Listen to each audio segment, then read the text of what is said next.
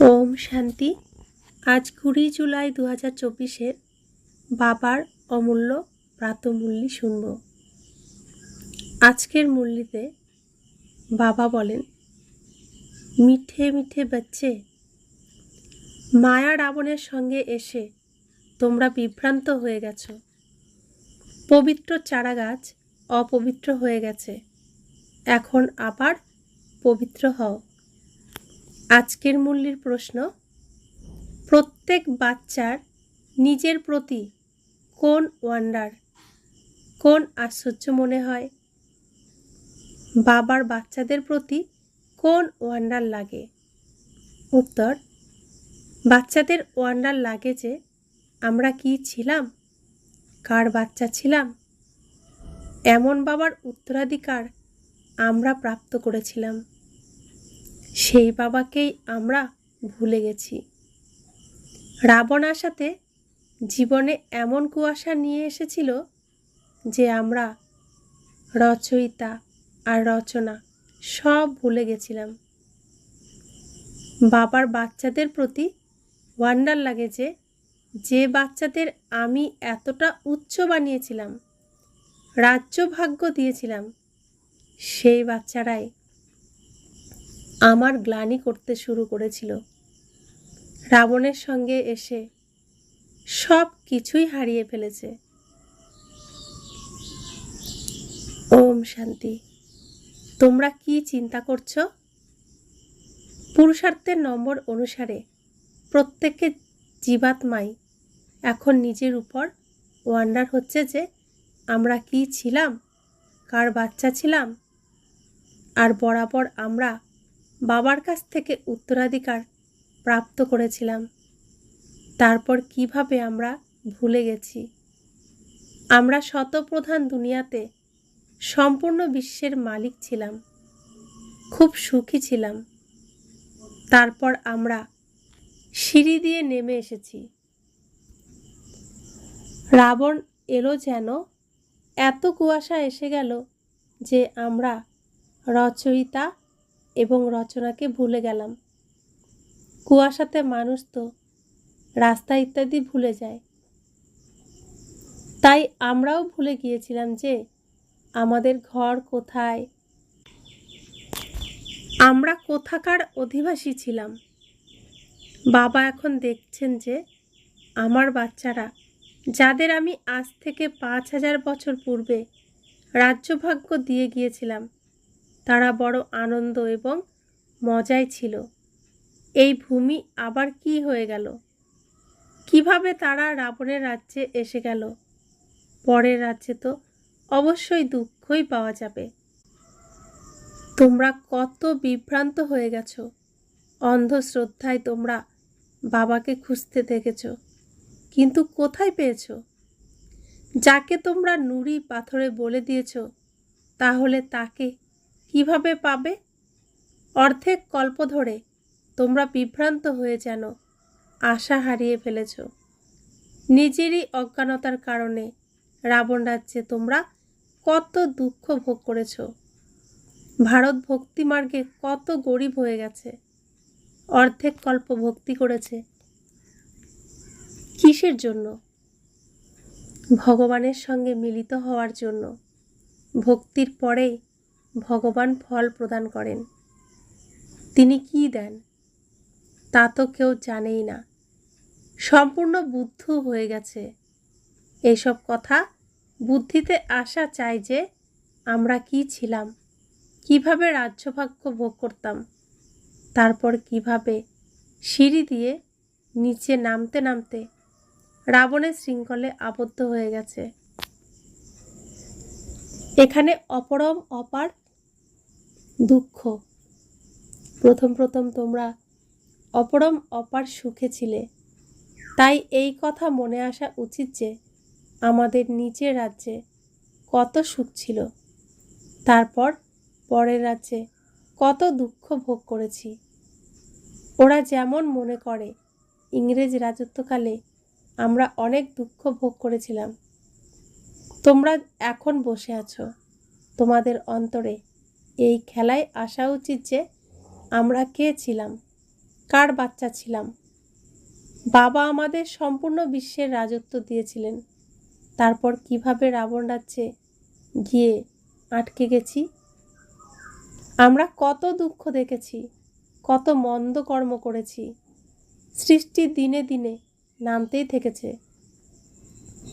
মানুষের সংস্কার দিনে দিনে ক্রিমিনাল হয়ে গেছে। তাই বাচ্চাদের এই কথা স্মৃতিতে আসা উচিত। বাবা দেখেন যে এরা পবিত্র চারাগাছ ছিল, যাদের আমি রাজ্যভাগ্য প্রদান করেছিলাম। তারাই আবার আমার অকুপেশনকে ভুলে গেল। তোমরা এখন আবার তমপ্রধান থেকে শতপ্রধান হতে চাও। তাই আমি তোমাদের বাবা, আমাকে স্মরণ করো, তাহলে পাপ কেটে যাবে। কিন্তু স্মরণও করতে পারে না। প্রতি মুহূর্তে বলে, বাবা আমরা ভুলে যাই। আরে তোমরা স্মরণ না করলে কিভাবে পাপ মুক্ত হবে? এক তো তোমরা বিকারে চলে গিয়ে পতিত হয়ে গেছো, আর দ্বিতীয় হলো তোমরা বাবাকে গালি দিতে শুরু করেছো। মায়ার সঙ্গে তোমরা এতটাই নিচে নেমে গেছো যে যিনি তোমাদের আকাশে চড়িয়ে দিয়েছিলেন তাকেই তোমরা নুড়ি পাথরের মধ্যে বলে দিয়েছ। মায়ার সঙ্গে থেকে তোমরা এমন কাজ করেছ। বুদ্ধিতে আসা চাই, তাই না? একদম পাথর বুদ্ধি তো হওয়া উচিত নয়। বাবা রোজ রোজ বলেন যে আমি তোমাদের ফার্স্ট ক্লাস পয়েন্ট শোনাই। বম্বেতে যেমন সংগঠন হচ্ছে, সেখানে তোমরা বলতে পারো যে বাবা বলছেন, হে ভারতবাসী, তোমাদের আমি রাজ্যভাগ্য প্রদান করেছিলাম। তোমরা দেবতারা হেভেনে ছিলে। তারপর তোমরা রাবণ রাজ্যে কীভাবে এলে, এও ড্রামাতে পার্ট আছে। তোমরা রচয়িতা এবং রচনার আদি মধ্য এবং অন্তকে বোঝো, তাহলে উচ্চ পদ অর্জন করতে পারবে। আর আমাকে স্মরণ করলে তোমাদের বিকর্ম বিনাশ হবে। এখানে যদিও সবাই বসে আছে, তবুও কারোর বুদ্ধি কোথাও, আবার কারোর বুদ্ধি অন্য কোথাও আছে। বুদ্ধিতে আসা চাই, আমরা কোথায় ছিলাম? এখন আমরা রাবণের রাজ্যে এসে পড়েছি, পরের রাজ্যে এসে পড়েছি। তাই কত দুঃখী হয়েছি। আমরা শিবালয়ে খুব সুখী ছিলাম। বাবা এখন এসেছেন আমাদের বেশ্যালয় থেকে নির্গত করতে। তবুও কেউ নির্গত হতেই চায় না। বাবা বলেন, তোমরা শিবালয় যাবে, তখন ওখানে এই বিষ পাবে না। এখানকার খারাপ খাবার দাবার ওখানে পাওয়া যাবে না। ইনি তো বিশ্বের মালিক ছিলেন। তারপর ইনি কোথায় গেলেন? আবার ইনি নিজের রাজ্য ভাগ্য গ্রহণ করছেন। তো শ্রীকৃষ্ণ বিশ্বের মালিক ছিলেন নারায়ণ রূপে, বিষ্ণু রূপে। সে নারায়ণ, তিনি কোথায় চলে গেলেন? তো যে নারায়ণ, যে বিষ্ণু, সেই ব্রহ্মা, যে ব্রহ্মা সেই বিষ্ণু। তো কলিযুগে ব্রহ্মা, সত্যযুগে বিষ্ণু নারায়ণ। তো নারায়ণের থেকে তিনি, বিষ্ণুর থেকে তিনি ব্রহ্মা কিভাবে হলেন, আর ব্রহ্মার থেকে আবার নারায়ণ কিভাবে হচ্ছেন, এই গল্পই বাবা আমাদের শোনাচ্ছেন। বাবা বলছেন, এ কত সহজ। বাবা তো এ কথা বুঝিয়েছেন যে সবাই সার্ভিসেবল হবে না। নম্বরের ক্রমানুসারে রাজধানী স্থাপন করতে হবে, যেমন 5000 বছর পূর্বে করা হয়েছিল। তোমাদের শতপ্রধান হতে হবে। বাবা বলেন, এ হলো পুরানোতম প্রধান দুনিয়া। অ্যাকুরেট পুরানো যখন হবে, তখনই তো বাবা আসবেন। বাবা ছাড়া তো আর কেউই বোঝাতে পারবে না। ভগবান এই রথের দ্বারা আমাদের পড়াচ্ছেন। এই কথা স্মরণে থাকলেও বুদ্ধিতে জ্ঞান থাকবে। তারপর অন্যদেরও বলে নিজের সমান তৈরি করবে। বাবা বোঝান, তোমাদের প্রথমে ক্রিমিনাল ক্যারেক্টার ছিল, যা খুব কষ্ট করে শোধরানো যেত। চোখের ক্রিমিনালিটি দূর হয় না। এক তো কামের ক্রিমিনালিটি, তা খুব মুশকিলের সঙ্গেই দূর হয়। এর সাথে আবার 5 বিকার। ক্রোধের ক্রিমিনালিটিও কত আছে, বসে বসে ভূত এসে যায়। এও ক্রিমিনালিটি হলো, সিভিলাইজড তো হলো না। এর ফল কি হবে? শতগুণ পাপ চড়ে যাবে। প্রতি মুহূর্তে ক্রোধ করতে থাকবে। বাবা বোঝান যে তোমরা তো এখন আর রাবণ রাজ্যে নেই, তাই না? তোমরা তো ঈশ্বরের কাছে বসে আছো। আমরা ঈশ্বরের আলোয়, ঈশ্বরের ঘরে বসে আছি। তাই তোমাদের এই বিকার দূর করার প্রতিজ্ঞা করতে হবে। বাবা বলেন, এখন আমাকে স্মরণ করো। তোমরা ক্রোধ করো না।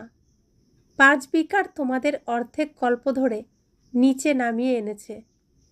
তোমরাই সব থেকে উচ্চ ছিলে, তোমরাই সব থেকে বেশি নিচে নেমে এসেছ। এই 5 ভূত তোমাদের নামিয়ে দিয়েছে। এখন শিবালয়ে যাওয়ার জন্য তোমাদের এই বিকার দূর করতে হবে।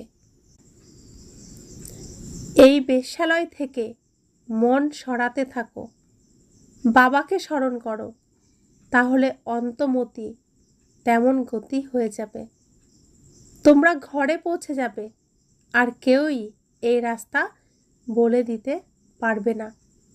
ভগবানুবাচ, আমি তো কখনো বলিনি যে আমি সর্বব্যাপী। আমি তো রাজযোগ শিখিয়েছি আর বলেছি তোমাদের আমি এই বিশ্বের মালিক বানাই। এরপর ওখানে তো এই নলেজের দরকারই থাকে না, তখন মনুষ্য থেকে দেবতা হয়ে যায়। তোমরা উত্তরাধিকার প্রাপ্ত করে ফেলো। এখানে হঠযোগ ইত্যাদির কোনো কথা নেই। নিজেকে আত্মা মনে করো। নিজেকে শরীর কেন মনে করো? শরীর মনে করলে এই জ্ঞান ধারণ করতে পারবে না। এও ভবিতব্য। তোমরা বুঝতে পারো যে আমরা রাবণ রাজ্যে ছিলাম, এখন রামরাজ্যে যাওয়ার জন্য পুরুষার্থ করছি। এখন আমরা পুরুষোত্তম সঙ্গম যুগ নিবাসী। তোমরা গৃহস্থ জীবনেই থাকো। এত সবাই এখানে কোথায় থাকবে? ব্রাহ্মণ হয়ে সবাই এখানে ব্রহ্মা বাবার কাছেও থাকতে পারবে না। তোমাদের ঘরেই থাকতে হবে। আর বুদ্ধির দ্বারা বুঝতে হবে যে আমরা শূদ্র নই, আমরা ব্রাহ্মণ। ব্রাহ্মণদের শিক্ষা কত ছোট। তো গৃহস্থ জীবনে থেকে শরীর নির্বাহের জন্য কাজ কারবার করতে করতেও কেবল বাবাকে স্মরণ করো। আমরা কি ছিলাম, এখন আমরা পরের রাজ্যে বসে আছি। আমরা কত দুঃখী ছিলাম, বাবা এখন আমাদের আবার ফিরিয়ে নিয়ে যান। তাই গৃহস্থ জীবনে থেকেই সেই অবস্থা তৈরি করতে হবে। শুরুতে কত বড় বড় ঝাড়, কত বড় বড় পরিবার এসেছিল। তারপর তাদের মধ্যে কেউ থেকে গিয়েছিল, বাকিরা আবার চলেও গিয়েছিল।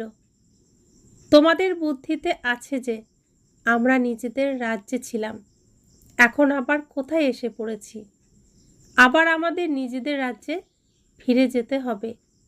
তোমরা লিখতে থাকো, বলো যে বাবা অমুকে খুব রেগুলার ছিল, তারপর আর আসে না।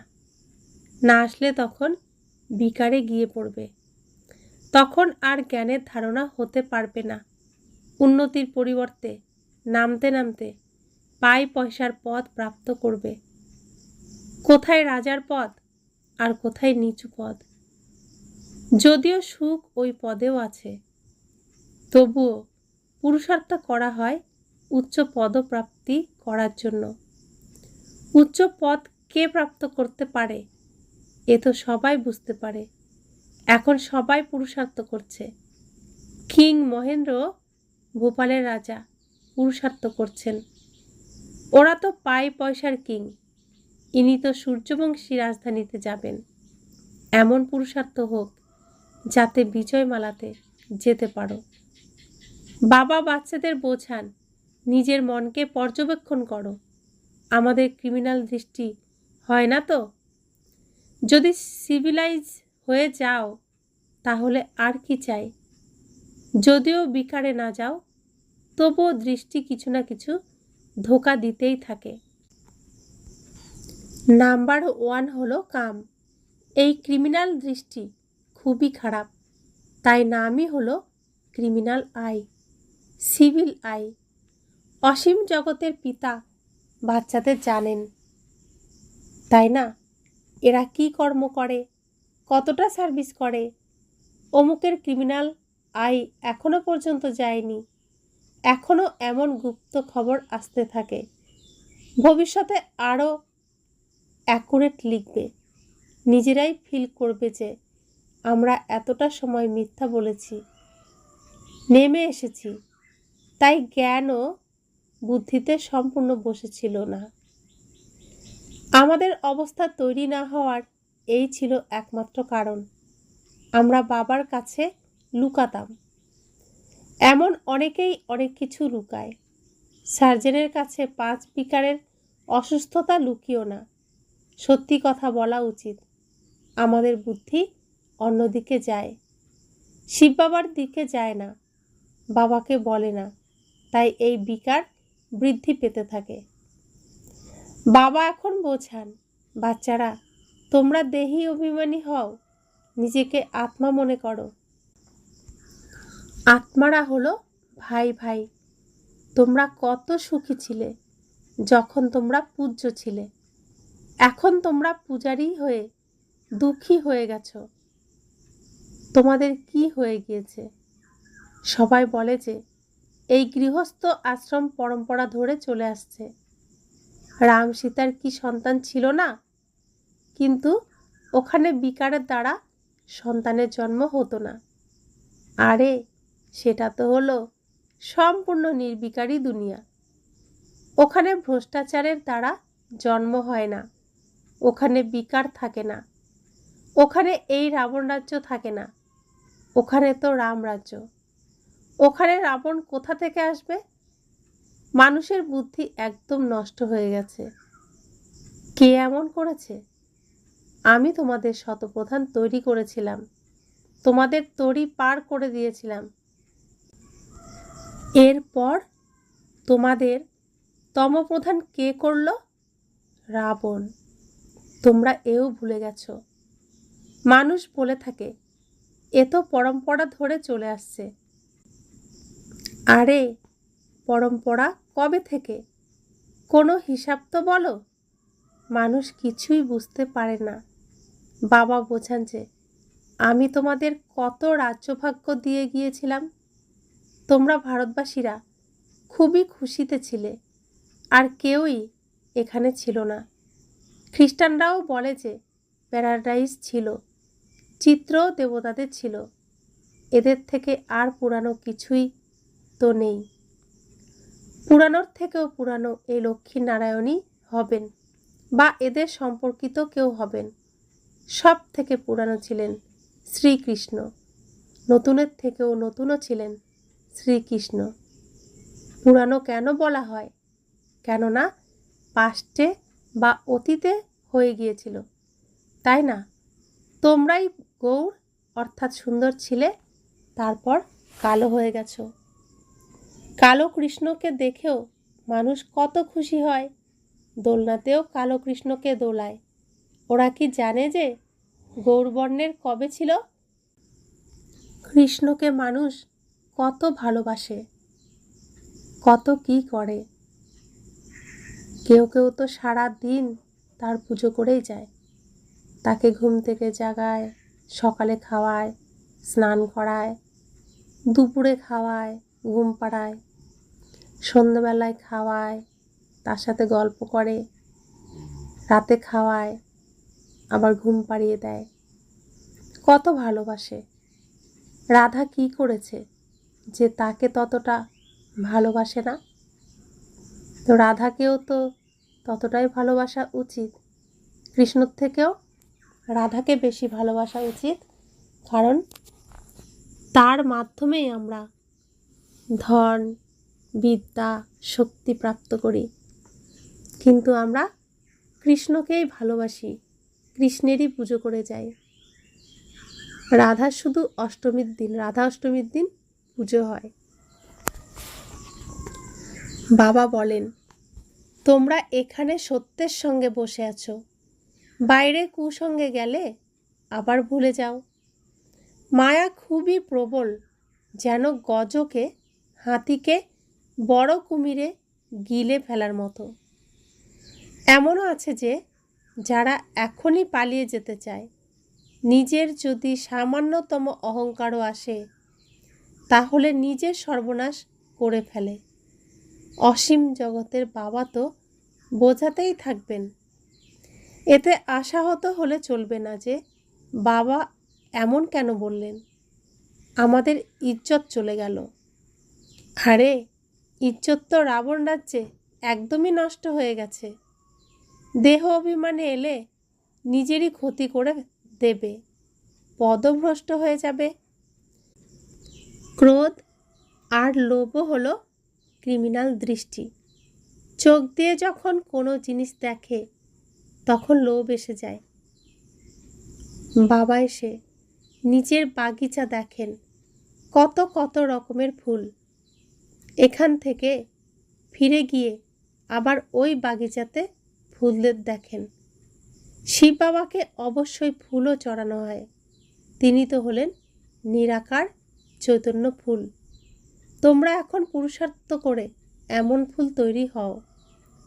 বাবা বলেন, মিষ্টি মিষ্টি বাচ্চারা, যা কিছু অতীত হয়ে গেছে তাকে ড্রামা মনে করো, চিন্তা করো না। কত পরিশ্রম করে, অথচ কিছুই হয় না, টিকতে পারে না। আরে, প্রজাও তো চাই, তাই না? অল্প কিছু শুনলেও সে প্রজাতে চলে যাবে। প্রজা তো অনেক তৈরি হয়, জ্ঞান কখনোই বিনাশ হয় না। একবার শুনলে শিব বাবা আছেন, ব্যাস প্রজাতে চলে আসবে। তোমাদের অন্তরে এই স্মৃতি আসা চাই, আমরা যেই রাজ্যে ছিলাম তা আবারও ফিরে পাচ্ছি। এর জন্য সম্পূর্ণ পুরুষার্থ করা উচিত। সম্পূর্ণ অ্যাকুরেট সার্ভিস চলছে। তো বাবা বলছেন, আমাদের এখন স্মৃতিতে আসা উচিত। বাবা আমাদের নিজেদের রাজ্য কেমন ছিল কতবার বলে যাচ্ছেন, তাহলে আমাদের এখন আমাদের সেই সুখের রাজ্য স্মৃতিতে আসতে হবে, আসা উচিত। এই জন্য সম্পূর্ণ পুরুষার্থ করতে হবে, সম্পূর্ণ অ্যাকুরেট সার্ভিস করতে হবে। अच्छा, मीठे मीठे सिकिला दे बच्चों प्रति माता पिता बाप दादा का याद प्यार और गुड मॉर्निंग। रूहानी बाप की रूहानी बच्चों को नमस्ते। हम रूहानी बच्चों की रूहानी माता पिता बाप दादा को याद प्यार गुड मॉर्निंग और नमस्ते नमस्ते नमस्ते। ধারণার জন্য মুখ্য সার। প্রথম, শিবালয়ে যাওয়ার জন্য এই বিকারকে দূর করতে হবে। এই বেশ্যালয় থেকে মনকে সরিয়ে নিতে হবে। শূদ্রের সঙ্গ থেকে পৃথক থাকতে হবে। দ্বিতীয়, যা কিছুই অতীত হয়েছে তাকে ড্রামা মনে করো। অহেতুক চিন্তা ভাবনা করো না, কখনো মনে অহংকার আনবে না। বাবা যখন কোনো শিক্ষা প্রদান করেন, সংশোধন করেন, তাতে আশাহত হবে না। বরদান, খুশির সম্পদে সম্পন্ন হয়ে দুঃখী আত্মাদের খুশির দান করে পূর্ণ আত্মা ভব। এই সময় দুনিয়াতে প্রতি মুহূর্তে দুঃখ, আর তোমাদের কাছে প্রতি মুহূর্তে খুশি। তাই দুঃখী আত্মাদের খুশির দান দেওয়া, এ হলো সব থেকে বড় পুণ্য। দুনিয়ার মানুষ খুশির জন্য কত সময় সম্পত্তি খরচ করে, আর তোমরা সহজ অবিনাশী খুশি সম্পদ পেয়ে গেছো। এখন এখন কেবল যা পেয়েছ তা বিলিয়ে দিতে থাকো। বিলিয়ে দেওয়া অর্থাৎ বৃদ্ধি পাওয়া। যে সম্বন্ধে আসুক না কেন সে যেন এই অনুভব করে যে এর কোনো শ্রেষ্ঠ প্রাপ্তি হয়েছে, যার জন্য এত খুশি। তো আমরা অবিনাশী ধন প্রাপ্ত করেছি, অমূল্য সেই রতন আমরা প্রাপ্ত করেছি, স্বয়ং ভগবান প্রাপ্ত করেছি। তো যার জন্য আমরা এত খুশি।